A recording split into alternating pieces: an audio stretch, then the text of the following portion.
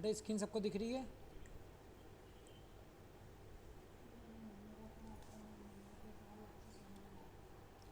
Screen visible function. Okay बच्चों।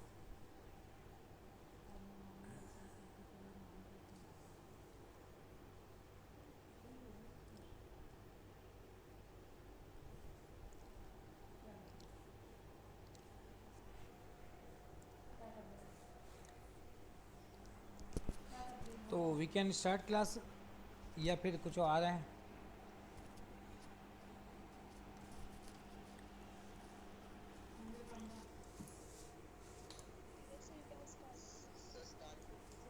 Okay okay बेटा। तो बेटा हम ये लोग फंक्शन स्टार्ट कर रहे हैं आज से। और फंक्शन आई थिंक तुम लोगों ने 12th में पढ़ा होगा। तो कोई मुझे बताए कि बेटा फंक्शन की क्या डेफिनेशन होती है?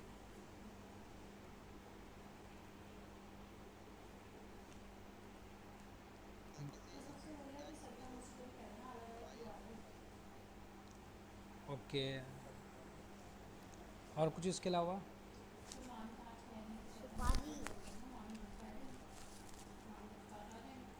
तो पहले सबसे पहले बेटा फंक्शन को जो है हम लोग मैपिंग भी बोलते हैं एंड ट्रांसफॉर्मेशन। या मैं मैपिंग कहूँ या फंक्शन कहूँ या ट्रांसफॉर्मेशन कहूँ, से they all have same meaning. तो simply if I say what is function, then सबसे पहले फंक्शन की डेफिनेशन बता देता हूँ तुम्हें।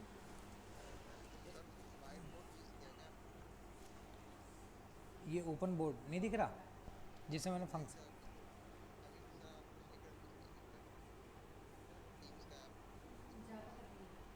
एक क्षण में चेक कर लेता हूँ दोबारा इसको।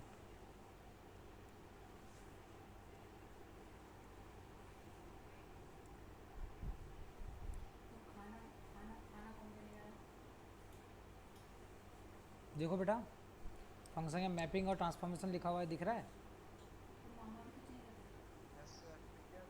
ओके बेटा। तो a function simply the if I write a definition, तो a function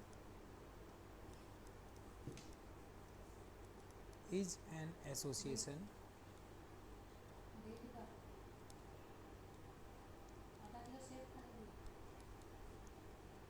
from non-empty set from a non-empty set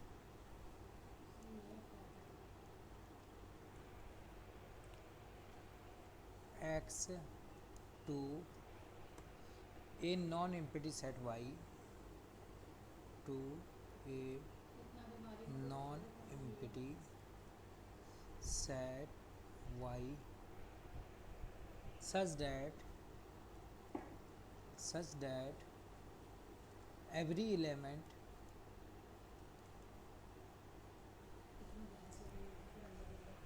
of x is related to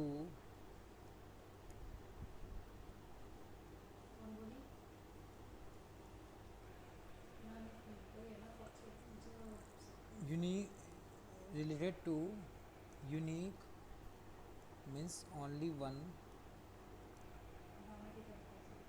element of y।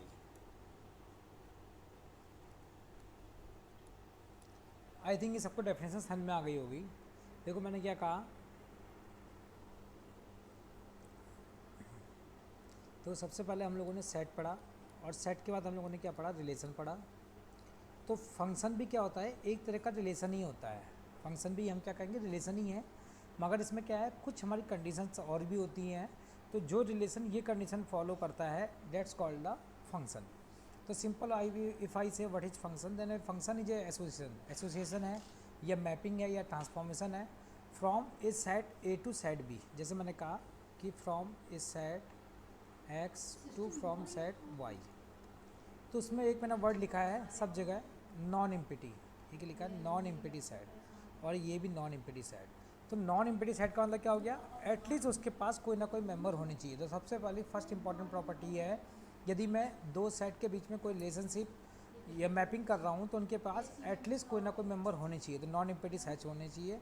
तो लेट सपोज सेट इज, ये तुम्हारे सामने बनाए जैसे ये एक्स सेट 1 2 3 4 5 है और वाई के पास 2 4 3 5 6 7 है, such that every element of X is related to only one element of Y. अब इसका क्या मतलब हुआ, जैसे 1 का 2 है तो ये तो सही है, क्या है, सबसे पहली इसकी प्रॉपर्टी क्या हो गई कि x के जितने भी नंबर ऑफ एलिमेंट्स होंगे, ऑल एलिमेंट्स क्या होने चाहिए मेरे, क्या होने चाहिए, रिलेटेड होने चाहिए। सबसे पहली प्रॉपर्टी तो ये हो गई। मतलब क्या हो गया, x में यदि मेरे पास 1 2 3 4 5 है तो इन सब की क्या है, कोई ना कोई क्या y से रिलेटेड होनी चाहिए। बट यहाँ पे देखें हम तो 4 क्या हो रहा, हमारा रिलेटेड नहीं है, 4 की कोई भी हमारी किसी का रिलेशनशिप नहीं है, तो हम कहेंगे it is not a function, ये क्या है, कोई मेरा फंक्शन नहीं है। सेकंड थिंग, पहली प्रॉपर्टी तो बेटा ये हो गई कि सबके सब क्या होनी चाहिए, रिलेटेड होनी चाहिए। सेकंड प्रॉपर्टी क्या है, जैसे यहाँ पे क्या है 5 के क्या है 4 5 7, यहाँ पे देखो 5 के हमारे ये 3 आ रहे हैं इमेज 5 की, बट ये क्या है मेरा नहीं होना चाहिए, ओनली वन इमेज होनी चाहिए, ओनली वन इमेज, इसको इमेज भी बोलते हैं ma'am, from X to Y. मेरा ऐसा हो सकता है कि x से मेरा 1 2 जो है मेरा 1 भी इससे रिलेटेड है, मैं कहूँ कि 4 से रिलेटेड है, 3 से रिलेटेड है, ये चल सकता है। बट ऐसा नहीं हो कि 1 मेरा, जैसे यहाँ पे मेरा 1 है तो 1 मेरा 2 और 3 से रिलेटेड है, ये मेरा अलाउ नहीं है, it is not allowed. Okay बेटा, सेकंड प्रॉपर्टी समझ में आ गई फंक्शन की। ओके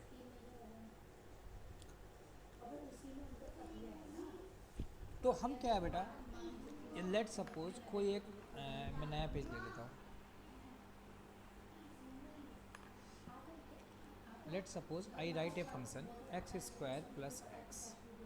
तो ये क्या है, एक हमारा फंक्शन है, तो इसको हम क्या कहेंगे, इफ आई से it is a function of x, मैं क्या करूँगा इसमें एक्स की वैल्यू यदि पुट करता हूँ, let suppose I put X equal to 1, then it gives you value 1 + 1 that is equal to 2। if I put x equal to 2, then it gives you value 2 का square 4 + 2 that gives you 6. Likewise if I put x equal to 3, then it gives you value 3 square that is 9 + 3 that is 12. Likewise if I put x equal to 4, then it gives you value 16 + 4 that is 20. That means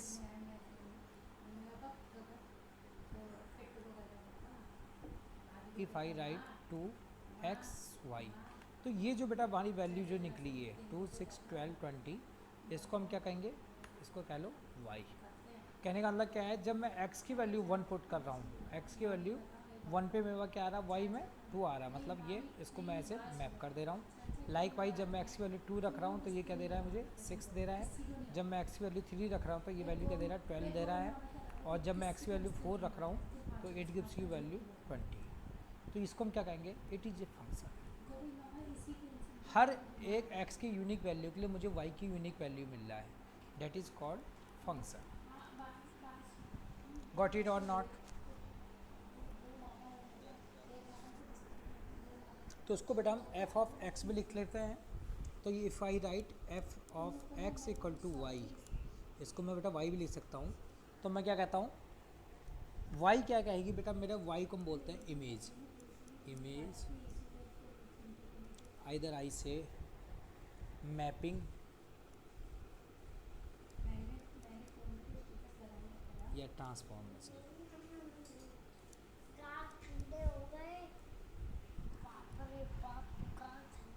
और F x is called pre image,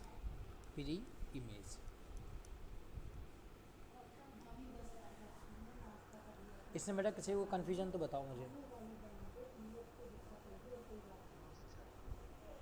okay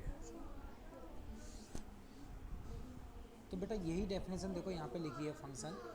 तो क्या होगा, जब भी कोई क्या होगा, जो हमारा फंक्शन है वो क्या होगा, ये it is A subset of Cartesian product. ये हमेशा क्या होगा, कार्टेशियन प्रोडक्ट का ही कोई रिलेशन क्या होता है मेरा सबसेट होता है। अब क्या होगा, जो हमारा जो वैलिड रिलेशन है वो कोई जो ही नहीं कि सारे फंक्शन होंगे। यदि वो हमारे फंक्शन तभी होंगे जब मैंने ये तुम्हें 2-3 प्रॉपर्टी बताई है। If it satisfy that property relation then that relation becomes function.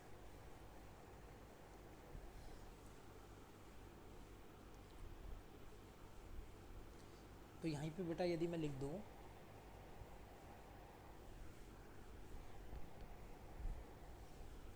If I right, देखो नया पेज ले लेते हैं,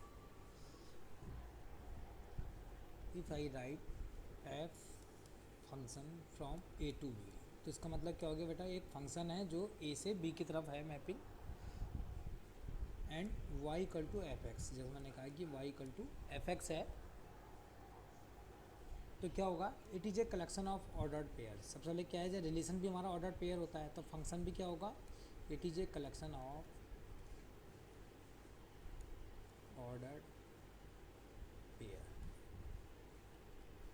जैसे मैंने कहा था अभी इससे पहले वाले में कि जब मैं x की वैल्यू 2 रख रहा था तो 8 गिव्स यू वैल्यू 6, जब x की वैल्यू 1 रख रहा था 8 गिव्स यू वैल्यू 2। तो इसको हमने कैसे ऑर्डर पेयर लिखा, 1 के साथ 2 की मैपिंग हो रही है, 2 के साथ 6 की मैपिंग हो रही है। गॉट इट बेटा, ऑर्डर पेयर कैसा लिखता है। तो ऑर्डर पेयर का मतलब क्या हो गया, 1 से 2 लिखा है तो यदि फर्स्ट मेरा 1 लिखा था मतलब 1 से 2 की तरफ मैपिंग है, और ये 1 and 2 is not equal to 2,1, तो इन दोनों के अलग अलग मीनिंग है। इसका मतलब हो गया function from A to B, और इसको यदि मैं लिखूंगा तो it is from function B to A. मतलब ये भी कोई जोई नहीं है, ये कोई जोई नहीं है कि ये बी टू ए हो, मगर हम बोलेंगे ऐसे ही कि ये बी टू ए। हो सकता है कि बेटा ये वैल्यू हमारे 2 रखने में 1 थोड़ी आएगी, वैल्यू कुछ और आएगी। ओके, इज ये collection of ordered pair. Second thing क्या है, जो फंक्शन होगा it is always subset of Cartesian product A cross B. और थर्ड थिंग की, if a comma b that belongs to function f and a comma c belongs to function f, then we say b equal to c। ये एक property है इसकी function की। इसमें यदि हमारे a कॉमा b, ये भी मेरे b एफ से बिलोंग कर रहे हैं फंक्शन से, और a कॉमा c भी मेरे फंक्शन से बिलोंग कर रहे हैं, that means b equal to c। कहने का मतलब क्या हो गया, अब हमने एक चीज़ पढ़ी थी बेटा फंक्शन में कि a की एक ही इमेज होगी। यदि मैंने कहा कि a से b की तरफ है और a से c की तरफ है, तो इसका मतलब क्या है, ये फंक्शन में पॉसिबल है ही नहीं, या तो b होगा या c होगा। इसका मीन्स क्या होगा, ये दोनों क्या हुआ है, इक्वल हुए। डैट मीन्स या तो मैं कहूँगा कि a फंक्शन ए, मुझे a रखने पर या तो मुझे b वैल्यू मिल रही है या फिर c वैल्यू मिल रही है। गॉट इट बेटा, गॉट इट और नॉट। ओके बच्चों, और वैसे जैसे तुम लोग पढ़ते हो तो जनरली हम फंक्शन का मतलब क्या समझते हैं, कोई एक हमारा यहाँ पे कोई फंक्शन है जिस पे मैं क्या दे रहा हूँ, कोई इनपुट दे रहा हूँ और मुझे क्या मिल रहा है, आउटपुट मिल रहा है। जनरली हम यही समझते हैं फंक्शन का मतलब, कि कुछ हम इनपुट दे रहे हैं और जो आउटपुट है वो एफ एक्स के रूप में निकलेगा, जिसको हम वाई भी कह लेते हैं, और यहाँ पे क्या होगा, एक्स हम क्या दे रहे हैं, इनपुट में दे रहे हैं। तो इतनी हमारा ये बेसिक फ्रेमवर्क हो गया रिगार्डिंग फंक्शन।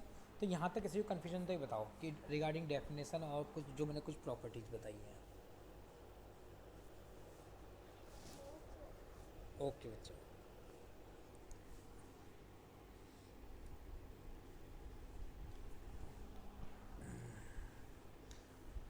तो यहाँ पे बेटा देखो मैथमेटिक्स में हम क्या कहेंगे, function is a relation. Function क्या है, मेरा रिलेशन है, is a relation between sets that associate to every element of first set exactly one element of the second set. तो हमारा क्या है, जो ये सेट है यहाँ पे देखो ए बी सी, तो ये बताओ मेरा जो ये सामने डायग्राम बना है, इट इज़ ए फंक्शन और नॉट।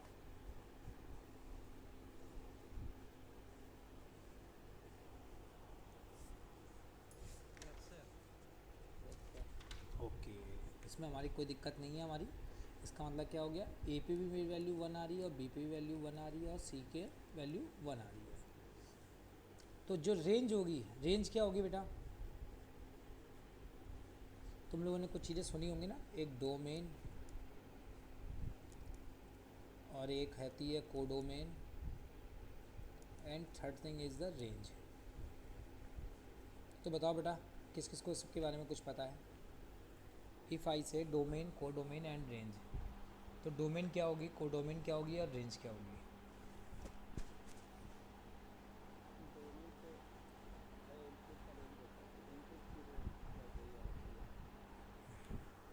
ओके, तो तुमने कहा कि डोमेन मतलब हो गया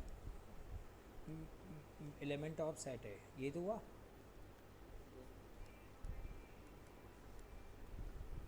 और कोडोमेन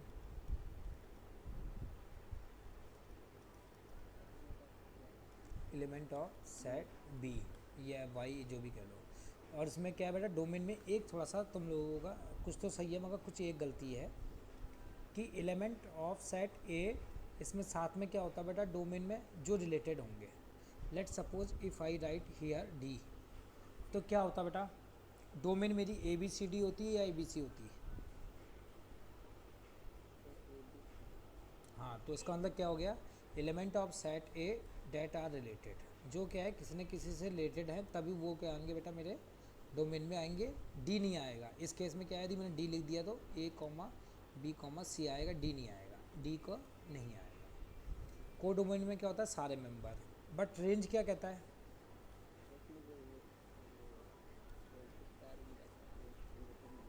इसमें क्या होंगे बी के, हाँ,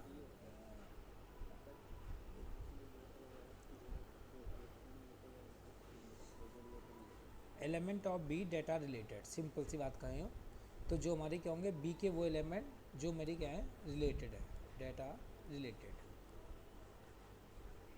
तो ऊपर इस वाले केस में मेरा क्या होगा, डोमेन क्या होगी ए बी सी, और कोडोमेन क्या होगी, codomain 1,2,3 and range is only 1। तो ये सब क्या होंगे बेटा, सेट होंगे। तो यहाँ पे देखो रेंज की ये डेफिनेशन लिखी है, रेंज ऑफ फंक्शन ये क्या होगी, it is always subset of B. तो इसमें क्या होंगे, ऐसे वाई होंगे जो बिलोंग्स टू बी कर रहे होंगे और साथ में क्या कर रहे होंगे, मैपिंग कर रहे होंगे। ओके, तो if I right one thing, जो रेंज होगी it is always subset of codomain. तो क्या मैं सही लिख रहा हूँ या गलत लिख रहा हूँ?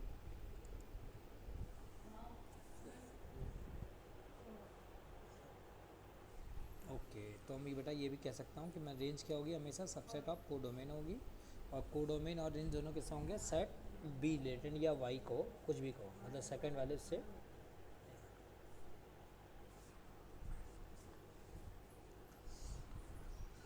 अब इसमें एक चीज़ और डिस्कस कर लेते हैं इसी डायग्राम में। इस वाली डायग्राम से यदि मैं कहूँ कि यदि मैं F of A equal to मुझे क्या मिल रहा है, 1 मिल रहा है, F of B equal to 1 मिल रहा है, और F of C is equal to 1 मिल रहा है। ओके, तो यहाँ पे जो 1 है, 1 क्या कहलाएगा मेरा, 1 is called image of A. Likewise 1 is called image of B, या फिर मैं क्या कहूँगा, A is called pre image of 1। इसको बेटा इस तरह से रीड करते हैं, या तो मैं कहूँ कि 1 के बारे में तो कहूँगा कि 1 इज कॉल्ड इमेज ऑफ ए जिससे भी रिलेटेड है, और यदि मैं इसको उल्टी साइड से पढ़ूँ तो मैं कहूँगा A is called the pre image of 1। Okay okay,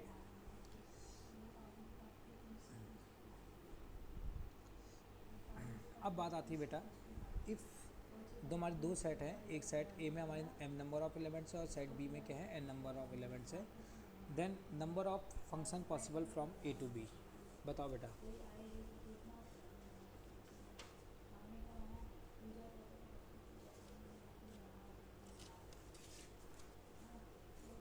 चलो इससे पहले एक मैं तुम्हें और बता देता हूँ, कुछ फंक्शन के रिप्रेजेंटेशन बताता हूँ ताकि तुम्हारा क्या है क्वेश्चन तुम्हारी ये हेल्प कर देगा। कुछ मैं रिप्रेजेंटेशन बताता हूँ। कि हमारा किस किस केस में क्या होगा, फंक्शन पॉसिबल है, किस केस में पॉसिबल नहीं है। तो उससे क्या होगा, इस क्वेश्चन का आंसर डिस्कस करना आसान हो जाएगा। फर्स्ट इफ आई राइट, एक डायग्राम बनाता हूँ।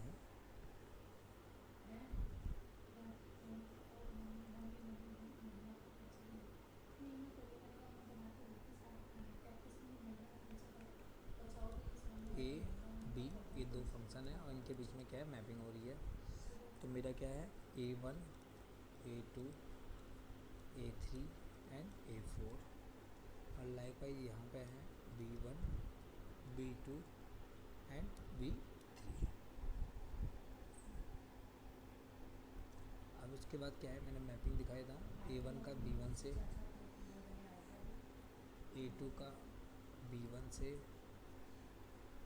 A3 का मैं A3 को मैं B1 से भी, B2 से भी एंड B3 से भी, और A4 का B3 से।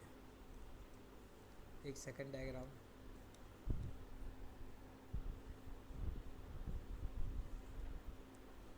A1 A2 A3 A4,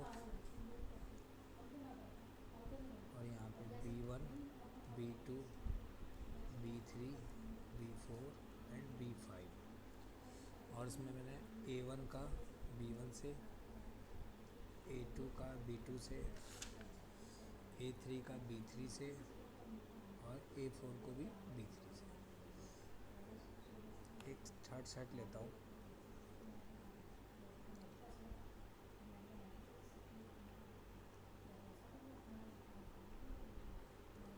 A1 A2 A3 A4, और यहाँ पे हो गया B1 B2 B3 B4। तो जो हमारा A1 है वो सबसे रिलेटेड है, B1 B2 B3 and B4। तो ये बताओ बेटा, ये तीन डायग्राम मैंने बनाया है, इसमें से बताओ कौन कौन सा हमारा फंक्शन है, कौन कौन सा नहीं है।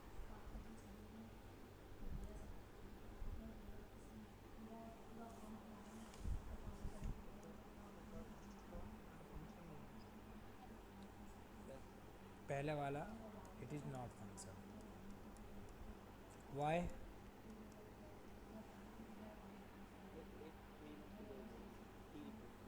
Because A3 have more than one image, more than one image. खाली A3 क्या है, या तो B1 से रिलेटेड होना चाहिए था, या B2 से, या B3 से, मगर ये क्या है, तीनों से रिलेटेड है। तो ये A3 की वजह से क्या है, इट इज़, ये फंक्शन नहीं बन पाया। सेकंड वाला बताओ।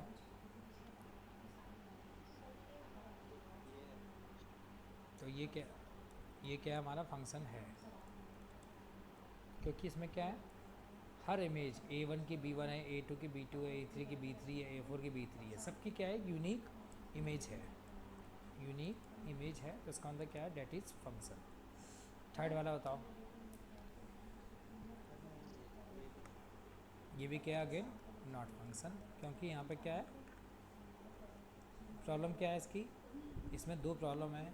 एक तो क्या है, A1 की मोर देन इमेज हो गई, सेकंड क्या है इसमें, A2 A3 एंड A4, इन तीनों की क्या है, कोई भी इमेज ही नहीं है। तो ये दोनों की वजह से क्या है, ये फंक्शन नहीं है। हाँ बेटा, इसमें कोई कन्फ्यूजन? ओके। तो इफ़ आई राइट हियर, ऐसा है A1 A2 A3 and A4, और एक मैंने इधर बनाया B1 एंड B2। A1 की इमेज है, A2 की इमेज है, A3 की इमेज है।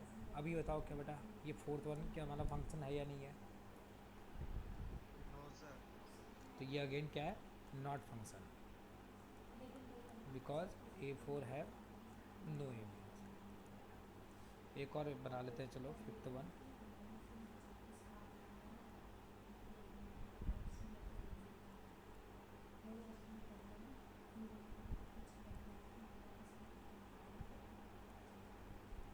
ये बताओ बेटा, फिफ्थ वाला फंक्शन है, एटी फंक्शन है। चलो अब तुम्हें ये पता चल गया। अब इसी के बेसिस पे क्या है, जो हमारी पहले वाली प्रॉब्लम थी इसको फाइंड आउट करो। यदि हमारे ए के पास m नंबर ऑफ एलिमेंट है और बी के पास n नंबर ऑफ एलिमेंट है, तो हमारे कौन कौन से पॉसिबल फंक्शन है फ्रॉम ए टू बी। सोचो जैसे डायग्राम बना के कि क्या क्या हमारे पॉसिबल डायग्राम हो सकते हैं। लेट सपोज एक केस ले लेते हैं, तुम्हारे लिए और आसान कर देता हूँ। लेट m की वैल्यू 3 ले लो एंड और n की वैल्यू 2 है। अब बताओ तो क्या आएगा वैल्यू, ये बताओ ना कितने आएंगे। हाँ हाँ, मैक्सिमम नंबर टोटल कितने, टोटल जितने भी नहीं होगा, तभी कह रहा हूँ मैं। बेटा नहीं होंगे फिर वही बात कह रहा हूँ, तुम लोग जल्दबाजी में आंसर मत दो। जरा जो मैंने अभी डायग्राम बनाए थे ना, वही डायग्राम, वैसे डायग्राम बना के सोचो। लेट सपोज m की वैल्यू 3 है और n की वैल्यू 2 है। इसकी वैल्यू को पुट करके बेटा डायग्राम बनाने की कोशिश करो कि क्या क्या पॉसिबल हमारी डायग्राम हो सकते हैं फंक्शन के।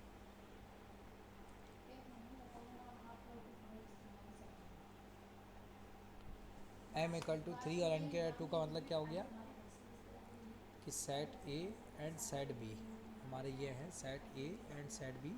इसमें मेरे पास 3 एलिमेंट है, A1 A2 एंड A3 और n के लिए 2 का मतलब क्या है, b में 2 वैल्यू है, B1 B2। अब इसके रिगार्डिंग बेटा कितने पॉसिबल डायग्राम बन सकते हैं जो फंक्शन है वो बनाओ। अब बताओ मुझे क्या है, क्या तुम्हारा फॉर्मूला आ रहा है, क्या आ रहा है।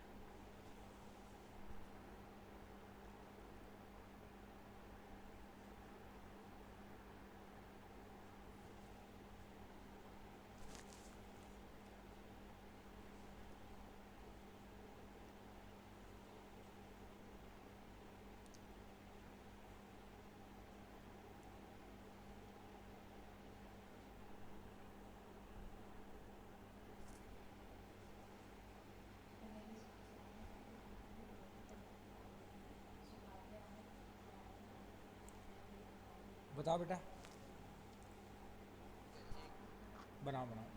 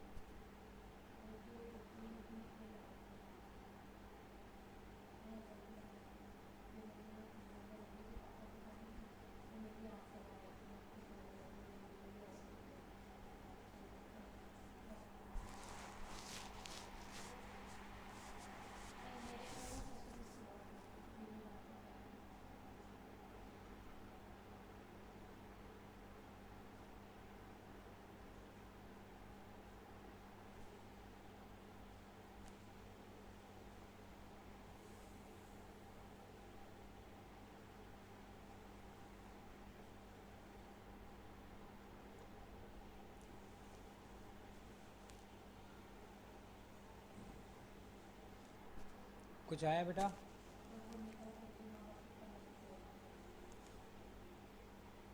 चलो तुम लोग करते रहो। 5 गलत है बेटा।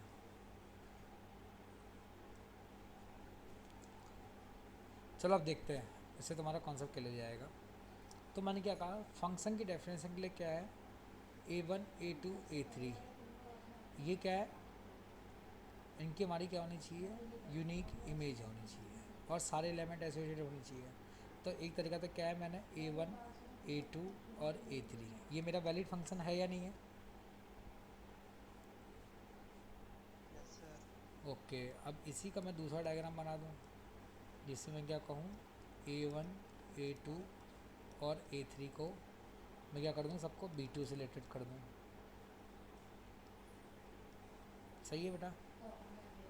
थर्ड क्या है, लाइक वाइज जैसे हम कॉम्बिनेशन चेक करें तो मैं क्या करूँ, A1 A2 एंड A3 ये हैं, और ये क्या है, मुझे इसको B1 और B2 से रिलेटेड करना है। अब मैं क्या करूँ, A1 का मैंने B1 कर दिया, और क्या है, A2 को मैंने क्या कर दिया, B2 सिलेक्टेड कर दिया है, A3 को मैंने क्या कर दिया, B1 सिलेक्टेड कर दिया। ये भी है, इट इज़ ए, ये भी है बेटा फंक्शन। लाइक वाइज बेटा और देखो पॉसिबिलिटी क्या क्या हो सकती है। A1 A2 A3 B1 B2। अब क्या करूँ मैं, A1 को B2 से कर दूँ और A2 और A3 को मैं क्या कर दूँ, B1 से कर दूँ। ये भी हो सकता है वैलिड। फिर क्या हो सकता है, और निकालो बेटा, और क्या क्या होंगे, निकालो ऐसे। तो इसको जब तुम निकालोगे ना ओवरऑल, तो ये क्या आता है, इसका फॉर्मूला बनता है n की पावर m, डेट इज़ यहाँ पे क्या बनेगा 2 की power 3, that is equal to 8। किसी के बेटा 8 डायग्राम बन रहे हैं, चेक करो बेटा पॉसिबिलिटी में।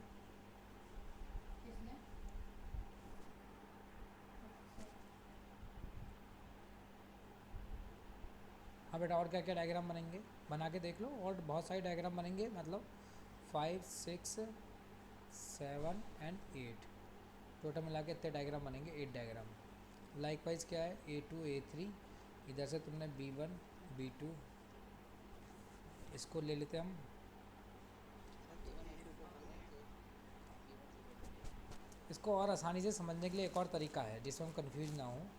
यदि मैंने ये n की वैल्यू, b की वैल्यू B1 B2 रखने की जगह यदि मैं ये रख लेता, लेट सपोज, थोड़ा सा एक बार करके देख लेते हैं ताकि तुम्हारा कॉन्सेप्ट क्लियर हो जाए। यदि मैं B1 B2 की जगह यदि मैं ये वैल्यू रख लेता 0 1, बाकी समय भी चेंज कर लेना। अब क्या होगा, 0 1 से मुझे क्या दिक्कत, क्या होगी आसानी, कि मेरे पास 3 बिट के कॉम्बिनेशन बनाने हैं 0 1 के। तो क्या होगा, पहला मेरा डायग्राम बनेगा 0 0 0, मतलब क्या होगा, A1 A2 A3 इन तीनों को मैं 0 से रिलेटेड कर दूँ। सेकंड क्या है, सेकंड डायग्राम क्या बनेगा 0 0 1, तो मतलब क्या हो गया, A1 और A2 को 0 से रिलेटेड कर दो और जो A3 है उसको 1 से रिलेटेड कर दो।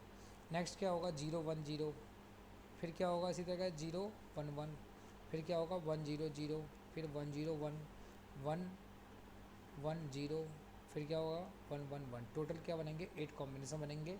तुम देख लेना बेटा, ये बना के देख लेना, इस तरह से और आसानी हो जाएंगी चीज़ों को देखना। गॉट इट और नॉट बेटा, इससे बन जाएगा आसानी से। इस वाले में क्या हो रहा है, यस सर। इससे अब तुम्हें समझ आ जाएंगे तीनों डायग्राम्स, 8 के 8 डायग्राम बनाने आसान हो जाएंगे, कन्फ्यूज भी नहीं होंगे। तो यदि मैं 0 1 रख लूँगा तो क्या होगा, पहले वाले में A1 A2 A3 सबके क्या होगी 0 इमेज होगी, इसमें क्या होगा A1 A2 के 0 इमेज होगी और A3 की 1 इमेज होगी। इसमें क्या होगा, A1 और A3 की 0 इमेज होगी, B1 की 1 होगी। तो इस तरह से क्या है टोटल मेरे, और जिसमें सबके सब B1 A1 से रिलेटेड है, तो ये हमारा क्या था, ये सेकंड डायग्राम था। तो इस तरह से क्या हो जाएगा बेटा, ये टोटल 8 इमेज बनेगी। तो इस फॉर्मूले को हमें याद करने का सबसे बेस्ट तरीका क्या होता है, n की पावर m भी हमें कंफ्यूज करता है। इसका सबसे अच्छा तरीका है कि राइट हैंड साइड, जो बेटा मेरा राइट हैंड साइड में होगा साइड, चाहे वो b हो चाहे y हो, तो जो राइट हैंड साइड वाला जो भी साइड होगा उसकी पावर क्या होगा, लेफ्ट हैंड साइड। इसको इस तरह से याद रखो कि मुझे क्या है, राइट हैंड साइड के पेयर में जितने नंबर ऑफ एलिमेंट्स हैं सेट में, उसकी मुझे क्या लेना है, पावर में क्या लेना है, लेफ्ट हैंड साइड के नंबर ऑफ एलिमेंट्स कितने होंगे वो लेना है। इस फॉर्मूले को इस तरह से याद रखो। ओके, क्या कहा मैंने, RHS में नंबर ऑफ एलिमेंट्स कितने हैं, इसका मॉड, इसकी पावर क्या है LHS। इसको इस तरह से याद रख लो बेटा, कभी भी कंफ्यूज नहीं होगी, क्योंकि क्या होता है n और m में भी कंफ्यूजन हो जाता है। तो हमेशा क्या है, इस तरह से याद रखो, राइट हैंड साइड की पावर मुझे लेनी है लेफ्ट हैंड साइड से। Got it, any confusion regarding this. ये बहुत ही इंपॉर्टेंट फार्मूला है, बहुत ही इंपॉर्टेंट फार्मूला। इसके बेसिस पे कई बार गेट में क्वेश्चन पूछे गए हैं। तो ये जो फार्मूला था वो क्या था, ये क्या था फार्मूला, n की पावर m। चलो बेटा ये वाला क्वेश्चन बताओ फिर। Number of function from m set to n set. तो क्या करा ये, लेफ्ट हैंड साइड में क्या है m नंबर ऑफ सेट है और राइट हैंड साइड में क्या है हमारे n नंबर ऑफ सेट है। तो हमारा क्या है, वैलिड फंक्शन नंबर कितने हो गए, total number of function possible, right hand side में कितने होंगे n, और लेफ्ट हैंड साइड में क्या है m, तो n की पावर m देख लो कहाँ लिखा हुआ c में, तो ये c is the correct answer. इसको हमेशा इस तरह से याद करो, m और n में क्या होता है कन्फ्यूजन हो जाता है। नेक्स्ट क्वेश्चन बेटा ये वाला बताओ, इसका आंसर बताओ।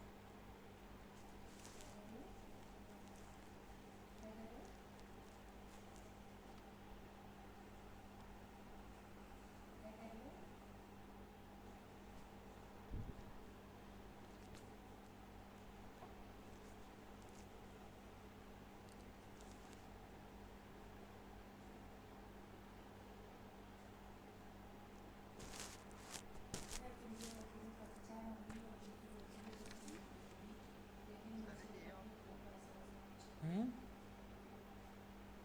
सर बी ऑप्शन हो सकता है। तुम बताओ। सर बी होगा।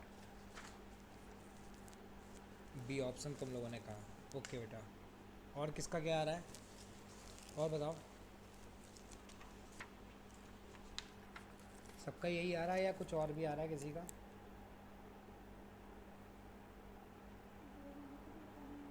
सर बी होगा। बी आएगा सबका, ओके। तो देखो आई थिंक ये तुम्हारा आंसर गलत है। इसका आंसर क्या आएगा बेटा, ए। अब देखो सिंपल है, यदि मैं फॉर्मूला में पुट करूँ n की पावर m या राइट हैंड साइड, तो राइट हैंड साइड में क्या है 97, तो उसको कैसे लिखेंगे मैं 97 की पावर 1, तो इट गिव्स यू वैल्यू 97। यहाँ पे इसको मैं अगर लिखूँगा तो क्या आएगा 1 की पावर 97, तो ये क्या आएगा आंसर में 1, और ये क्या देगा मेरा 97 की पावर 97। यही मतलब हुआ बेटा। अब देखो क्वेश्चन में क्या लिखा है, it is given that there are exactly 97 function, तो मेरे पास क्या है टोटल 97 फंक्शन बनने चाहिए, तो कौन सा है, ए आंसर। गॉट इट और नॉट, ये होता बेटा कन्फ्यूजन क्यों हुआ, उसने हमें पहले से टोटल बता दी थी कि 97 फंक्शन बनने चाहिए, तो 97 फंक्शन को मैं एक्स और वाई की इसके मैं कैसे पुट अप करूँ, तो कौन सा आंसर सही होगा। मैंने पहले भी कहा था याद कर लो इस फॉर्मूले को, राइट हैंड साइड की पावर लेफ्ट हैंड साइड, बस एन और एम के इसमें याद मत करो, इस तरह से याद करो, कभी भी कन्फ्यूजन नहीं होगा। तो राइट हैंड साइड क्या होगा हमेशा वाई या बी जो भी लिखा होगा। तो सब ने बेटा बी आंसर बताया जिसमें अभी फॉर्मूला पढ़ाया है, सोचो। और जब तुम गेट का एग्ज़ाम दे रहे होगे तो तुम्हें ये फॉर्मूला कब पढ़ा होगा, तो वहाँ से तुम ऑब्वियस सी बात है कन्फ्यूज हो जाओगे। तो पहली चीज़ डिस्क्रीट मैथमेटिक्स में पहले ही बता चुका हूँ, जल्दबाजी मत करो, बिल्कुल जल्दबाजी में हमेशा आंसर गलत आएगा। सेकंड थिंग, ओरली सॉल्व करने की कोशिश मत करो, कोशिश करो ज़्यादा से ज़्यादा पेन चलाने की, जितना ज़्यादा पेन चलाओगे तुम्हें याद भी होगा फॉर्मूला और करेक्ट आंसर आएगा। थर्ड थिंग क्या है, हमेशा जो भी हमारे क्वेश्चन होते हैं उसमें हमें ये फाइंड आउट नहीं करना है कि उसको प्रूव करने की कोशिश करना है कि दैट इज़ ट्रूथ, हमें ये प्रूव करने की कोशिश करनी है हमेशा गेट जिसके मैथमेटिक्स में कि हम क्या चीज़ ऐसी लें जिसके वजह से मुझे गलत मिल जाए, गलत प्रूव करने का मौका मिल जाए।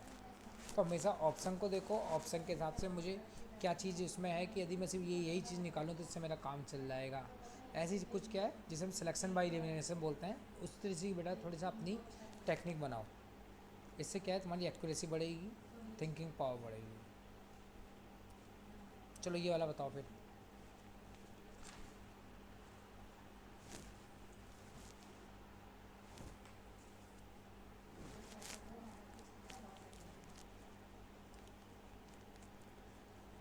It is a GATE 2006 1 mark question.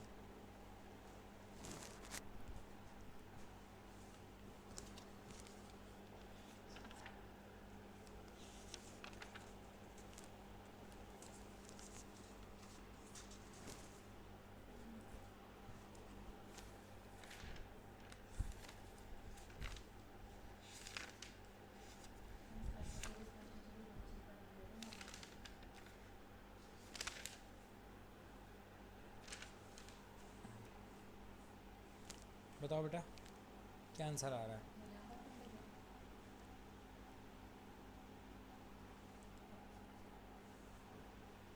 पहला ऑप्शन है जेड की पावर 2xy, सेकंड है जेड इंटू 2 की पावर xy, सी है 2 की पावर जेड और डी है 2 की पावर xyz।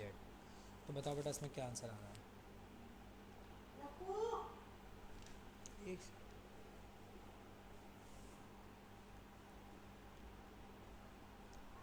बताओ बच्चों,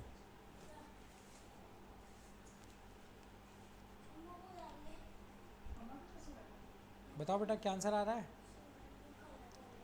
फॉर्मूला बेस्ड है जो अभी पढ़ाया था।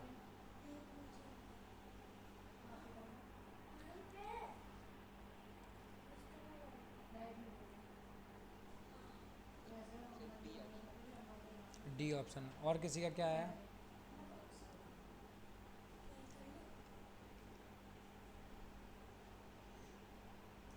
सबका यही आ रहा है डी, या किसी का और कुछ आ रहा है? हेलो,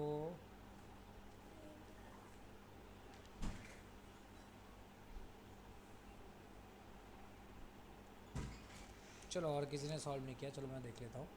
तो इसमें क्या लिखा है, लेट एक्स वाई जेड, हमारे 3 सेट है, साइज एक्स वाई जेड। तो हमारा क्या दे रखा है, मॉड एक्स का साइज़ दे रखा है एक्स, मॉड वाई का साइज़ दे रखा है वाई, मॉड जेड सेट का दे रखा है साइज जेड दे रखा है। Let W equal to, W is equal to X Cartesian product Y. इसका मतलब यही तो हुआ बेटा, कार्टेशियन प्रोडक्ट वाई। जी सर। और क्या लिखा है, let E be set of all subset of W. मुझे ये बताओ बेटा इसका क्या मतलब हुआ, E be the set of all subset of W, क्या होता है ये? Proper the sir. थप्पड़ मारूंगा बेटा बहुत तेज। प्रॉपर सबसेट हुआ ये? सेट थ्योरी में हम लोगों ने पढ़ रखा है ना, collection of set of all subset को क्या बोलते हैं हम? Power set, power set. Yes sir, power से। तो ये क्या हुआ हमारा, ई पावर सेट हुआ, पावर सेट ऑफ डब्लू। इसने देखो बेटा इस तरह से भी पूछता है गेट में बेटा, इसने क्या है, जिसका ये डेफिनेशन कन्फ्यूजन हो जाएगा वो हो जाएगा गड़बड़। E be the set of all subset of W, that means E equal to power set of W. तो पावर सेट में कितने होते हैं हमारे नंबर ऑफ एलिमेंट्स, 2 की पावर डब्लू। डब्लू होगा ना बेटा, पावर सेट नाम नहीं कर, नाम नहीं याद था। हाँ। अब क्या है, इसने कहा number of function from Z to E. तो मुझे क्या निकालना है, फंक्शन निकालने हैं फ्रॉम जेड टू ई। तभी तुमसे कहता हूँ बेटा पेन चलाओ, मैं भी तो लिख रहा हूँ, जितना तुम पेन चलाओगे उतनी चीज़ें हमारी क्लियर होगी। फ्रॉम जेड हो जाएगा ना। अब क्या होगा, हाँ अब क्या होगा, ई मतलब जितने भी हमारे नंबर ऑफ एलिमेंट ई में होंगे, एन ई की पावर एन जेड, यही तो होगा। अब इन्हीं एन ई में कितने नंबर ऑफ एलिमेंट्स हैं हमारे, 2 की पावर डब्लू। तो डेट इज़ 2 की पावर डब्लू की power N Z. N Z में कितने हैं हमारे, जेड। जेड ही है। अब क्या है, सेकंड थिंग क्या है इसमें, W is equal to X Cartesian product Y है। तो इसका मतलब क्या हो गया, जो डब्लू में टोटल नंबर ऑफ एलिमेंट्स कितने होंगे, एन इंटू एम, जैसे वहाँ कहते तो यहाँ पे कितने होंगे, एक्स इंटू वाई। तो इसको हम क्या लिखेंगे, 2 इंटू डब्लू की वैल्यू क्या हो गई, एक्स इंटू वाई। तो ये क्या हो गया 2xy। तो उसको हम क्या लिखेंगे, 2 की पावर एक्स वाई की पावर जेड। तो उसको हम क्या लिखेंगे, फाइनली फॉर्मूला क्या बिक जाएगा, 2 की पावर एक्स वाई जेड। तो D option is the correct answer. तुम्हारा सही आ रहा है, मगर तुमने बेटा गलत ढंग से निकाला। हाँ तो सर वो सर फॉर्मूला याद था सर, वो नाम नहीं याद था। ओके। तो ये बताओ बेटा, पहले इस क्वेश्चन में किसी को कन्फ्यूजन, देखो बहुत आसान क्वेश्चन है, बस ने क्या है तुमसे 2-3 चीज़ें चेक कर ली। एक तो कार्टेशियन प्रोडक्ट ली थी, तो कार्टेशियन प्रोडक्ट में नंबर ऑफ एलिमेंट्स कितने होते हैं, तो मैं ये फॉर्मूला याद होना चाहिए। तो उसमें क्या होता है, एन इंटू एम। तो यहाँ पे कितना है, एक्स से वाई के बीच में है, मतलब एक्स वाई मेंबर होंगे। पहली चीज़ ये याद होनी चाहिए। दूसरा क्या है, इसने डेफिनेशन लिख दी थी, इसको हम क्या बोलते हैं, पावर सेट बोलते हैं। पावर सेट में टोटल नंबर ऑफ एलिमेंट्स कितने होता है, 2 की पावर डब्लू। तो हमें और डब्लू इक्वल टू में कितना होंगे, एक्स इंटू वाई। तो ये हमारा ये बन गया। उसके बाद क्या है, फंक्शन हम जेड टू ए, तो उसको हम कैसा लिखते हैं, तो ये जो सेकंड वाला सेट है तो एन ई की पावर एन जेड। फिर हमने इसमें फॉर्मूले में वैल्यू पुट करी और फाइनल वैल्यू में निकाली 2 की पावर एक्स वाई जेड। ये बताओ बेटा, ये क्वेश्चन सबको समझ में आ गया, ये तुम्हारे बहुत सारे कॉन्सेप्ट इसने क्लियर कर दिए होंगे दोबारा।